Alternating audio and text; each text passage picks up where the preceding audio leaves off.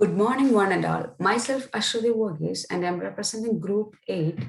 And here we are to present the Project 1, the financial analysis of a construction company. My group members are Anuhava Karipurat, Bhavana Saijan, Sanjay Salil, and Sebin Simon.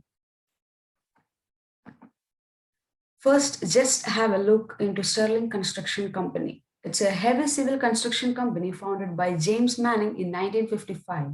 And the company is engaged in building and reconstruction of transportation and water infrastructure projects in Texas, Utah, Nevada, Arizona, California, Hawaii, and other states. The company operates through heavy civil construction segment, and it provides its services by using traditional general contracting arrangements such as lump sum contracts and cost plus contracts. The main competitors of this company are Gilbane, KBR, and ACO. Move on to the balance sheet of the Sterling Construction Company in the year 2019 and 2020. Balance sheet is a statement of the assets, liabilities, and capital of this organization at a particular point of time, detailing the balance of income and expenditure over the preceding period. Here we have the statements of the year 2019 and 2020 of the total assets increased from 9,49,774 in the year 2019 to 9,82,394 to 2020. That it has an overall growth in assets from the year 2019 and to 2020. Next, let's move on to the liabilities and shareholders' equity of this company in the year 2019 and 2020. Here, the total liabilities has decreased from the year 2019 to 2020 from a value of 7,39,540 to 6,82,824, which indicates that the company has an overall growth over the year from 2019 to 2020. Next, my friend Bhavana will continue with the topic, and thank you so much for hearing me. Thank you. Good morning to all. I'm Bhavana Saijan. So the next topic is cash flow. So cash flow statement is a financial statement that provides a detailed analysis of how cash flows, cash inflows, and cash outflows occur because of the operations and external investment and financing in the accounting period. So combined with a balance sheet and income statement, cash flow statement also provides the overall financial health of the firm. So in the cash flow statement, the net income, the depreciation and amortization, the gain and disposal of property and equipment, the loss on debt extinguishment, deferred taxes. So all such things are being mentioned in the cash flow statement. Then next is the income statement. So in income statement, it represents a period of time same as that of cash flow statement. So this contrasts the balance sheet, which represents only a single moment in time. Mostly the charitable organizations that are required to provide a financial statement, they usually don't produce an income statement. So in case of income statement, the comprehensive income, the change in interest, the income attributed to non-controlling interest, all such things are being mentioned in income statement. Then next is the common size analysis. It is also referred to as vertical analysis. It is a tool that is used by the financial managers in order to assess the financial statements and in order to compare them. So usually it is expressed as a percentage of the base amount for that period. So this technique is usually used to analyze different primary financial statements like balance sheet, the income statement, the cash flow statement, etc. So it is calculated as amount of the individual item divided by amount of base item into 100. So in case of balance sheet, the common base item is considered as the total assets, and in case of income statement, it is considered as the total revenue. So in the cash flow, in the common size analysis, the amount, the account receivable is mentioned. Then the land and improvements, the net goodwill, Then the buildings, all such things are mentioned. So if you consider a particular year 2020, the cash equivalent is taken, it is divided by the total assets, and hence the percentage is calculated. Okay, thank you.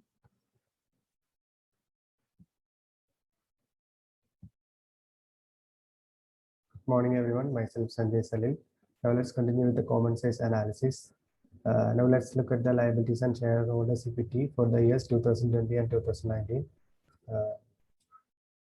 The total current liabilities seem to be increasing from $266,253 in 2019 to $321,884 in 2020.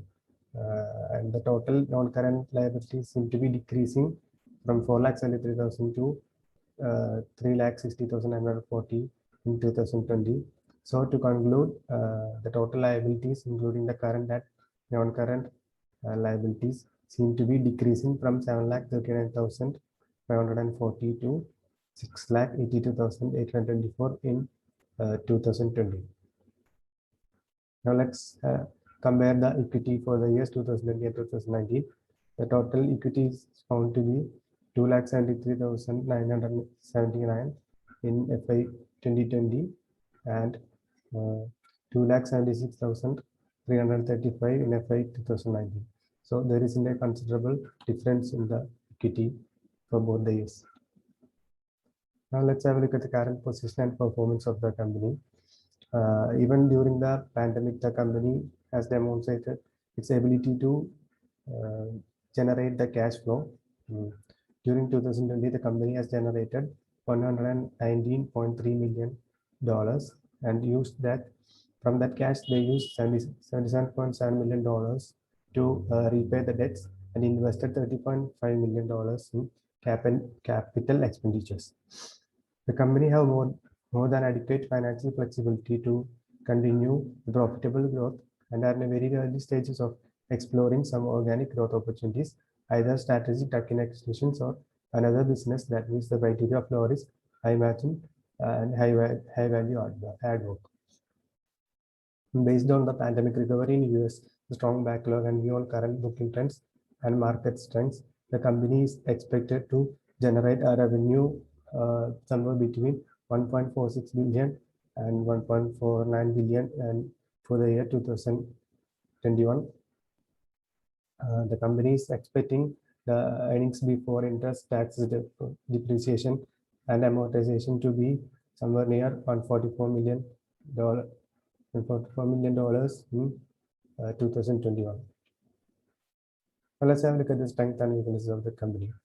Let's have a look at the first strength. That's a strong brand portfolio.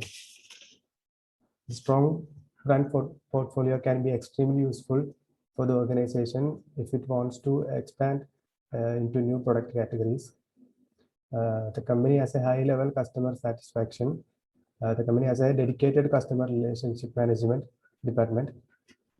The company has strong free cash flow, which provides the company with more resources so it can expand to new projects. The company has also got strong distribution networks. The company has also highly skilled workforce through successful training and learning programs. So I invite Mr. Sevin to continue with the weaknesses of the company. Thank you.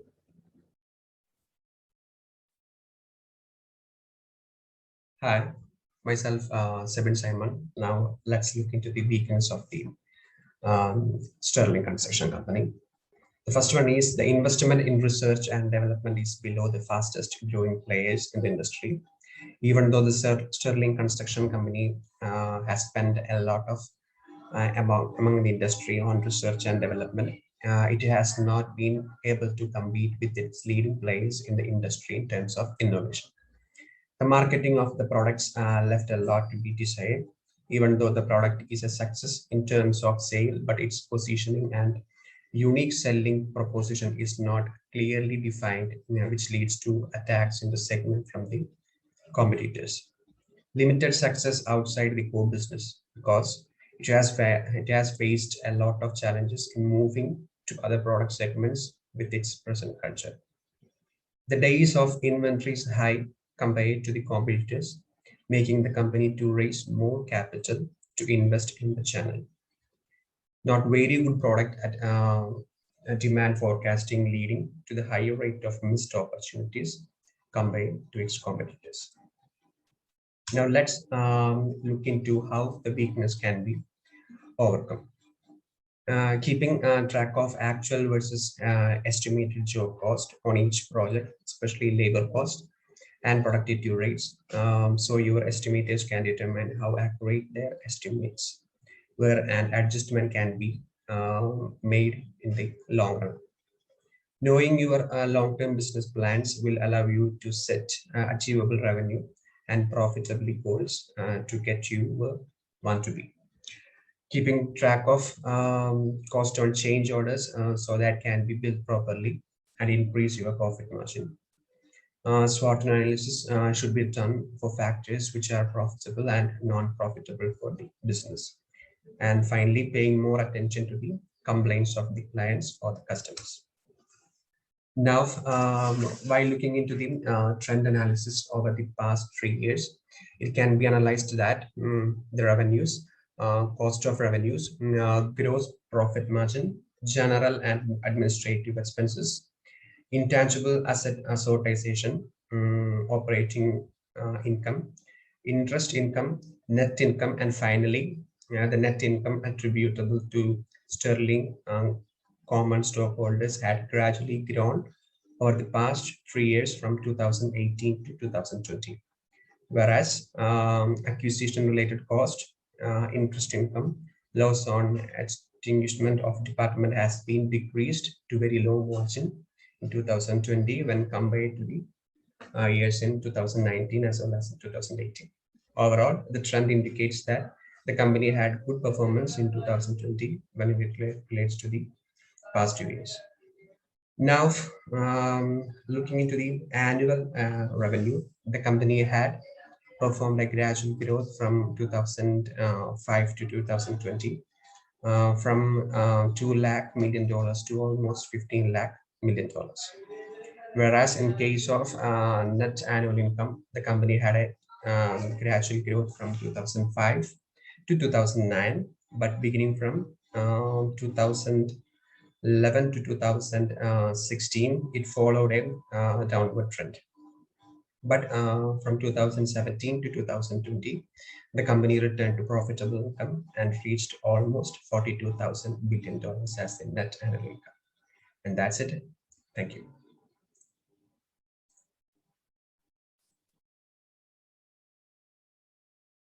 Hi everyone, myself Anu Hawa. So I'm going to talk about the current position and performance of the Sterling Construction Company with important competitors. So the most important competitors of Sterling Construction in the market are Clyde Company, Primoris Services, Flatiron, SNC Lavalin, and Lane Construction. So as we can see, Sterling Construction is not a company which is established very recently, and it's a public type of company while some of others are private. All of them are working related to the construction field, and comparing to the other companies, Sterling Construction has more number of locations.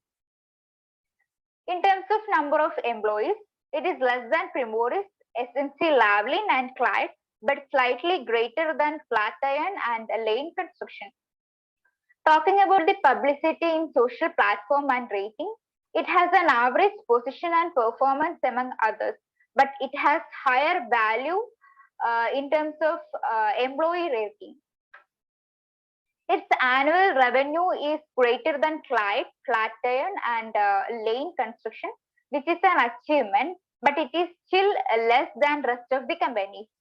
So overall, Sterling Construction Company has an average position and performance among others. It is not in the first position, but not in the last place. Even though it is in the first place in terms of employee satisfaction, it has to be improved in other areas.